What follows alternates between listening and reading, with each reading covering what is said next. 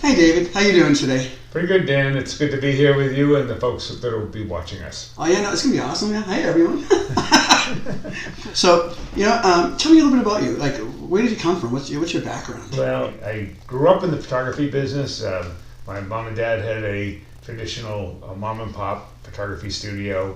I was the oldest in the family, and didn't really know what I wanted to study in college, and so off to RIT I went to study photography, and not really knowing what I wanted to do in photography and photographic science that I still use to this day, even though in those days we were doing a lot of film, of course, but it applies, all the principles apply to what we do with digital today. And so the science behind all of that is something I understand that I think few other photographers do, and it's going to be part of the program that we'll be talking about here today. Oh, that's awesome. Yeah, and so I got out of RIT and came back, and I decided that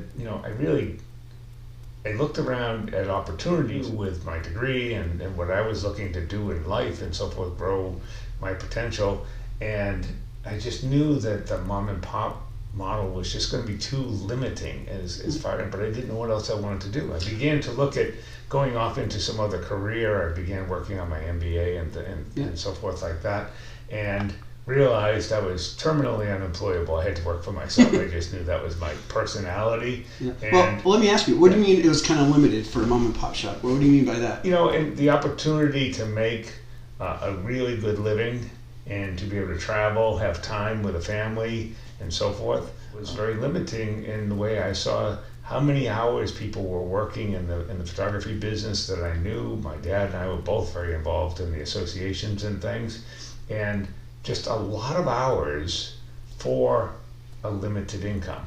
And I knew there had to be a better way, and I began to look for somebody who could. There was no such thing as coaching in those days, and this is 40 years ago, and so I found a mentor out in Seattle who had 15 wonderfully beautiful studios, still the most successful photographer I've ever known. Nobody has ever heard of him, pretty much, but he didn't really teach me so much as allowed me to visit there frequently and observe his company and so forth. And what I came to understand is building a bigger business is really easier than running a very small business. And you end up with more time. Well, you end up with more freedom. Well, how's that? Explain to me. How does that work? Because that doesn't make sense to me. Yeah, it doesn't. And on the surface, people I hear this one all the time from people that we talk to, Dan, and it's that, oh my God, I could never, go from a $200,000 business to a $400,000 business because I couldn't work twice as hard. Mm-hmm. And it's not about working twice as hard, and that's what people often think. That's one of the most things we've heard. The challenge is that we don't want you working harder. Now, you hear I want you working smarter, but I would give everyone on this watching this credit for the fact that they're working as smart as they currently know how to do. Mm-hmm. So it's really not about working smarter; it's about working differently.